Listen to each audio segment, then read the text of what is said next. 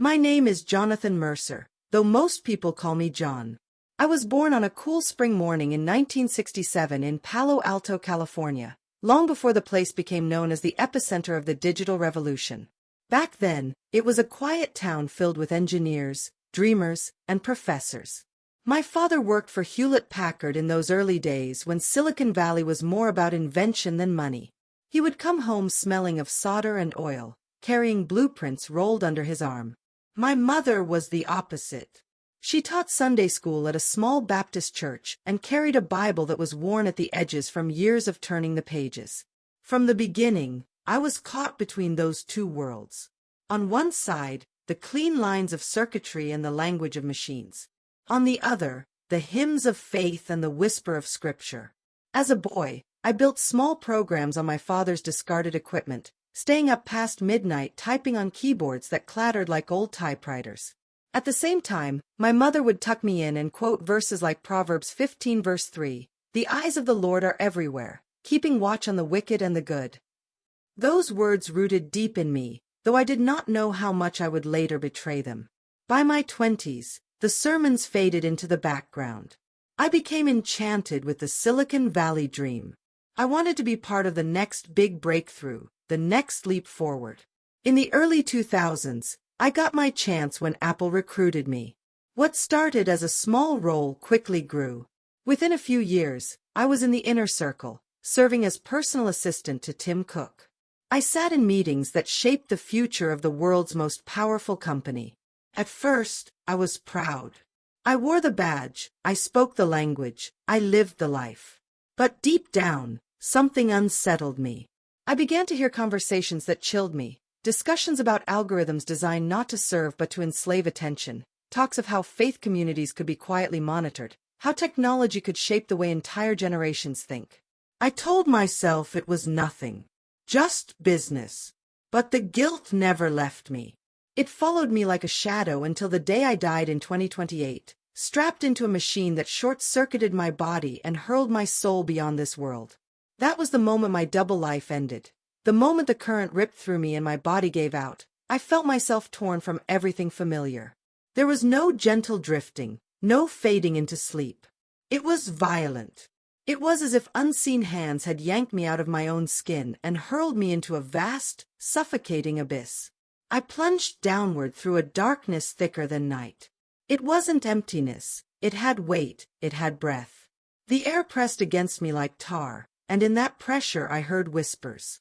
At first faint, then clearer, then sharp enough to pierce my bones. They spoke my name, John. John, drawn out like an accusation. I wanted to cover my ears, but I no longer had hands. I was nothing but awareness falling into judgment. Then I hit ground.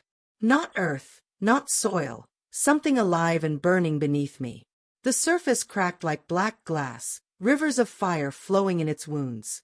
The stench of sulfur burned my throat, though I had no lungs. All around me stretched a wasteland of torment.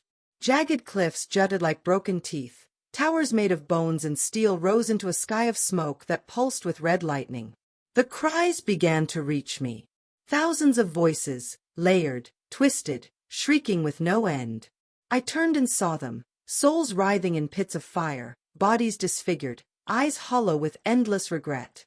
Some clutched glowing screens fused into their palms, their faces locked in expressions of despair as demonic creatures mocked them, forcing their gaze toward endless streams of lies. Others were bound in cages built from cables and wires, demons tightening the cords each time they screamed for relief. And then I saw faces I recognized.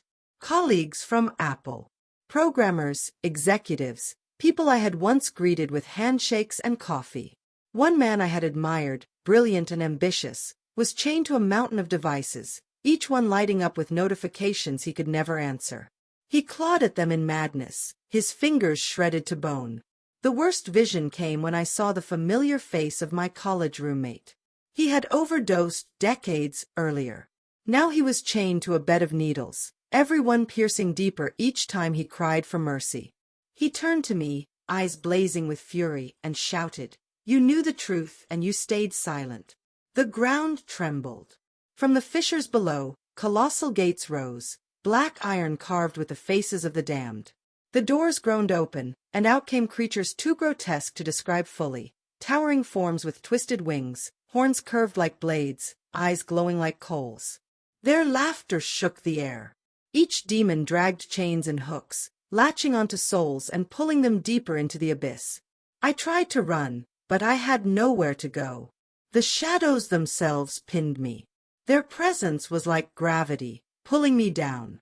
One passed close, its eyes drilling into me, and in that instant my thoughts were laid bare. Every compromise, every silence, every moment I chose advancement over truth, it knew them all. I was shoved forward into a narrow valley where the screams grew louder. Souls were lined up in rows, punished according to their sins. I saw liars having their tongues ripped out again and again, only to regrow so the torment could continue. I saw leaders who had exploited faith forced to wear crowns of fire as demons jeered at their false sermons. And worst of all, I saw families, parents and children, each chained to one another, forced to watch their loved ones suffer endlessly without the ability to help. As I stumbled deeper, one torment struck me hardest. I saw an image of my mother. She stood at the edge of the flames, tears streaming, whispering scripture. But when I reached for her, her face twisted. It wasn't her.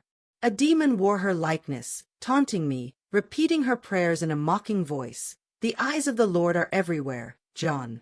He watched you betray him. My knees gave out. I collapsed, sobbing. The air thickened. Heat seared through me though I had no body to burn. I realized hell was not simply fire. It was truth with no escape. Every action, every betrayal, every compromise now stood before me with nowhere to hide. In that moment, I knew I was not just seeing hell. I was part of it. I tried to crawl away from the valley of screams, but chains erupted from the scorched ground and wrapped around my wrists and ankles. They dragged me toward the center of a colossal arena carved out of obsidian. The walls towered high, lined with jagged spikes, and seated in the stands were countless souls, watching, jeering, wailing. Their cries blended into a dreadful chorus that shook my very essence. At the far end stood a throne, massive and dark, forged from twisted steel and charred bones. Seated upon it was a figure cloaked in shadows, its face shifting like smoke, its eyes blazing like burning furnaces. When it spoke, its voice wasn't sound, it was vibration, rattling through my entire being. Confess. The word thundered through me, heavier than any order I'd ever heard in my years of working under powerful men. My body, or what was left of me, buckled under the weight of it. And then it began, a judgment not from the outside but from within. Scenes of my life ignited in the air around me like holograms, undeniable and cruel. I saw myself at Apple, walking down pristine glass hallways, holding folders filled with secrets. I saw myself sitting silently in board meetings, hearing conversations about how technology could be used to hook children, manipulate minds, and quietly monitor Christians, tagging them as risks. I remembered the nights I told myself it was just business, that my silence was harmless. Yet in this place, my silence screamed louder than words. The shadowed figure lifted its hand, and the demons surged forward. Hooks dug into me, tearing at whatever substance I was made of now. Pain shot through me, raw and endless. I screamed, but my cries only seemed to fuel their laughter. They dragged me to a pit in the arena, forcing me to kneel before a towering screen of fire.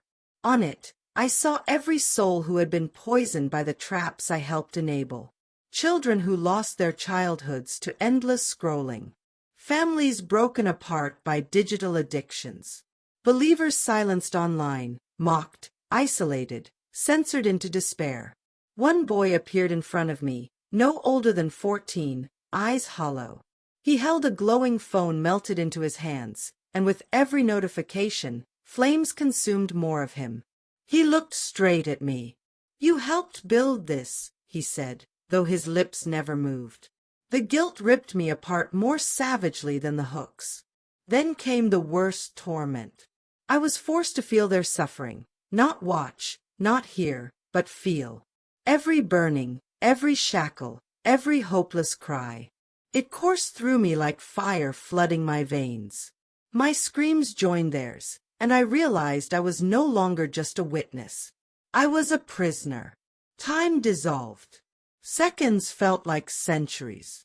Hope bled out of me until despair became all I knew. I began to believe this was it, my forever. I thought of my mother, of her prayers, and realized how far I had strayed. I thought of the scriptures I had ignored. I thought of every chance I had to speak, every moment I chose comfort over truth. And now the bill had come due. Then the visions shifted. I was lifted from my torment and forced to behold the earth. Across the black sky, burning letters appeared, 2025. The numbers cracked like thunder, dripping molten fire. Below, I saw nations unraveling. I watched cities crumble under storms that tore skyscrapers down like sandcastles. I saw the oceans rising, swallowing coastlines. I saw governments collapse into chaos as digital systems took over, tracking, controlling, silencing. Churches went dark, their lights extinguished, their pastors' voices drowned beneath censorship and fear. A great net spread across the world, woven not of rope, but of light and wires, glowing red. Inside it, people clawed for freedom, but their chains were their own devices. Phones, tablets, screens welded to their hands, their eyes glowing with endless streams of distraction. And scattered among them were Christians, crying out for help, their voices muffled beneath the noise. Above it all hung a great clock, its face cracked, its hands aflame. Each tick echoed like an explosion, and with every strike, another nation fell into darkness. Midnight loomed, and I knew it symbolized the end. Then the voice of the shadowed throne thundered again. This is the end of your world. You built the net. Now you will share its fate.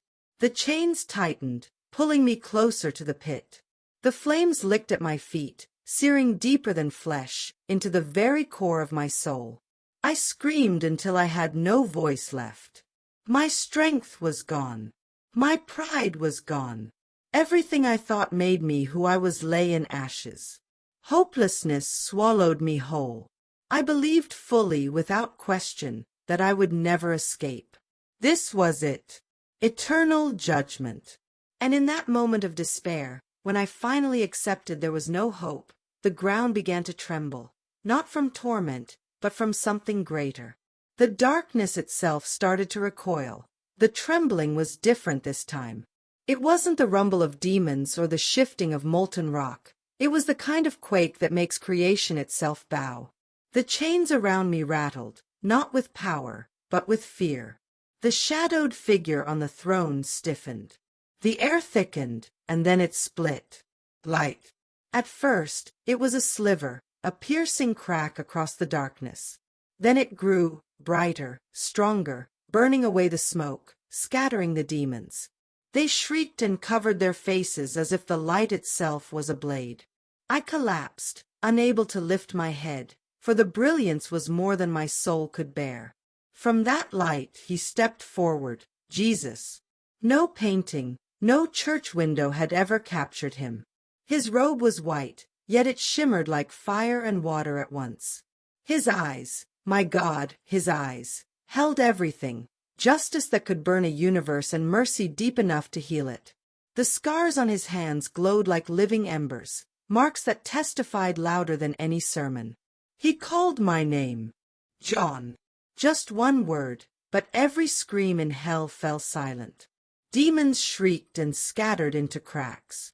The chains snapped and fell off me, melting into the lava as if they were made of wax.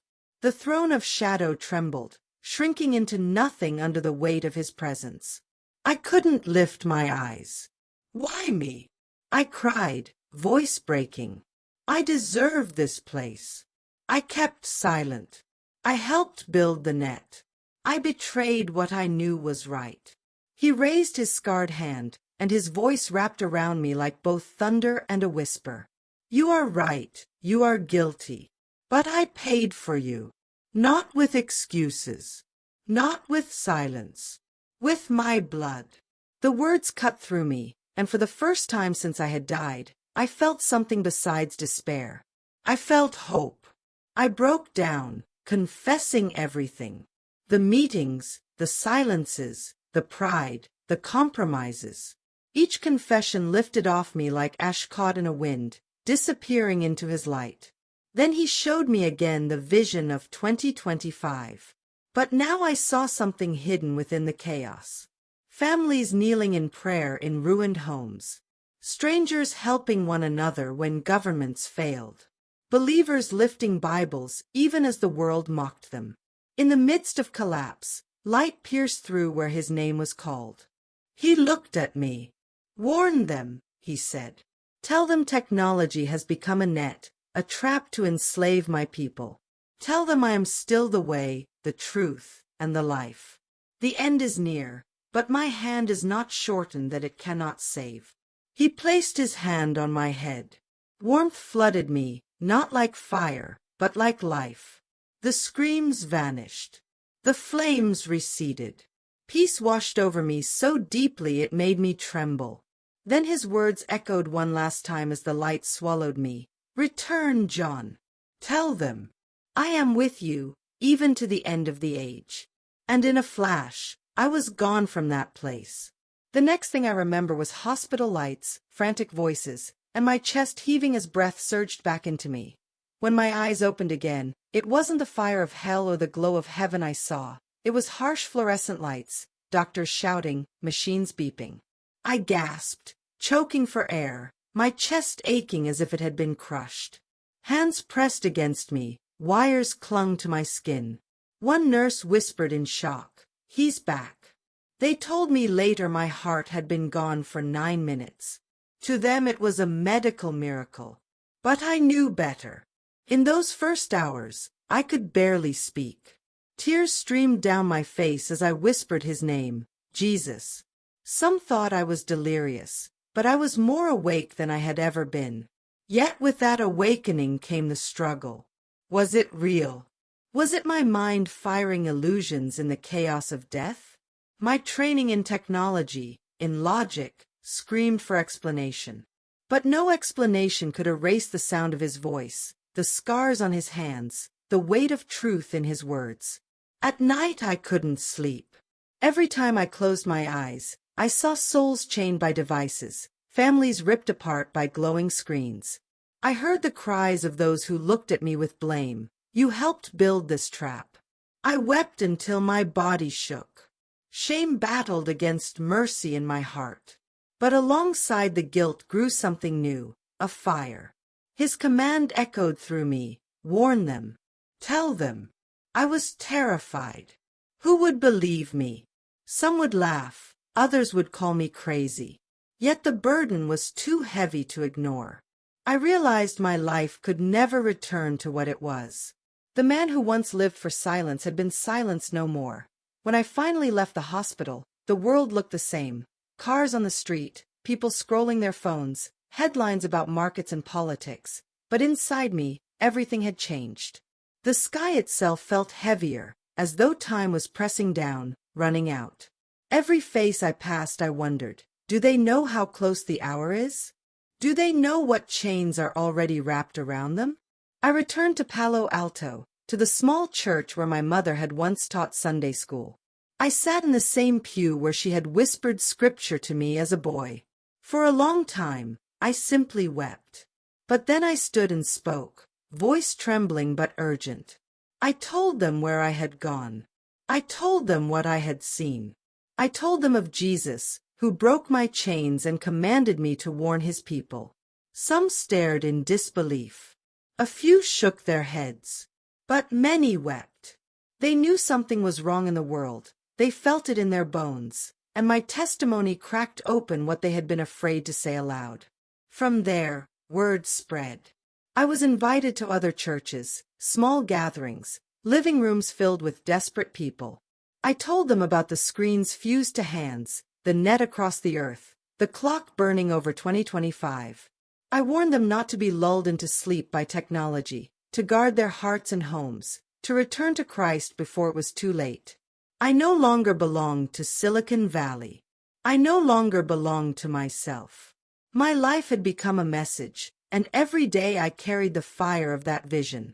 I was not polished, not perfect, not comfortable, but I was alive with purpose.